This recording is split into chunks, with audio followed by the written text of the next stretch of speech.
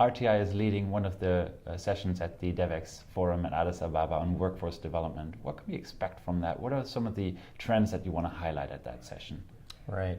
Well, we're certainly seeing that the workforce development sector is one that is gaining a lot of attention over the last few years. There has been a lot of siloed approaches to addressing the challenges of workforce development, and we'd really like to take a more systemic approach, understand what we're calling the workforce ecosystem better, to be able to maybe sequence interventions better so that they're more effective, understand the interplay between policy, between investments, looking at the educational systems, looking at sector competitiveness. There are many elements that go into it, and we'd like to circle all of those together. Give us an example of how RTI is doing that. For instance, in one of your projects in Haiti, or you work all around the world, of course. So how does that really play out on the ground? Right. The Haiti program is really a competitiveness program in the sense that it's looking to upgrade the competitiveness and the skills of workers in several sectors: agriculture, agribusiness, for one, the garment and textile industry and construction industry. So we're working very closely with private sector, with public sector, to try to align the training with the needs that are there, but with a look towards the competitiveness of those industries.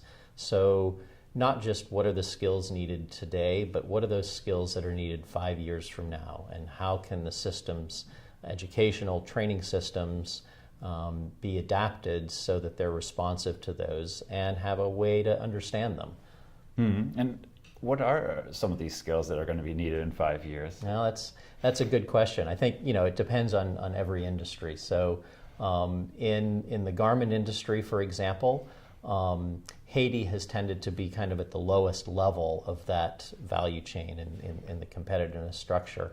And so moving it from doing piecework, for example, to actually having their own labels and designs. So you need people with those skills of design, for example.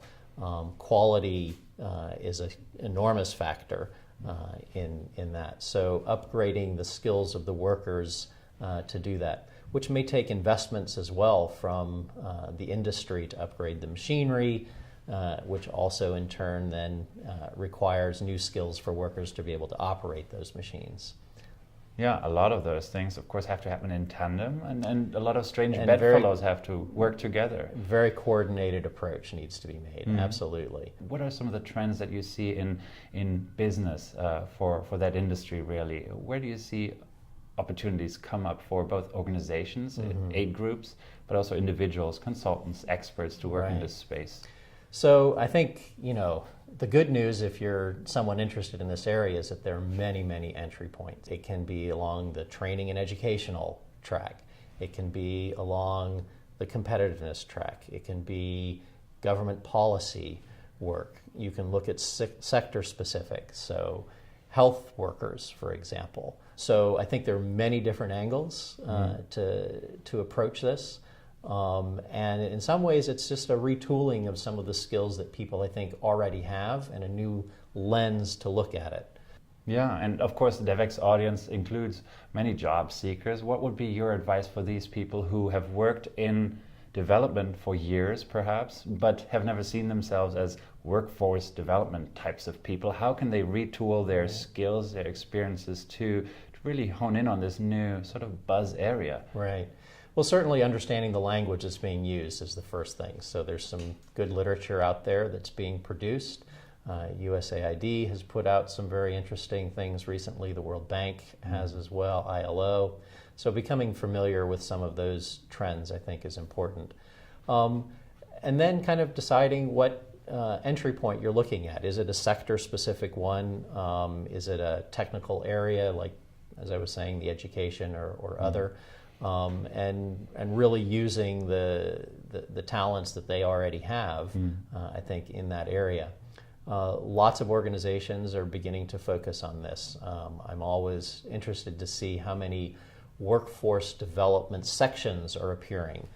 Just the other day, I was corresponding with someone at Child Trends, for example, and workforce is becoming one of their key areas.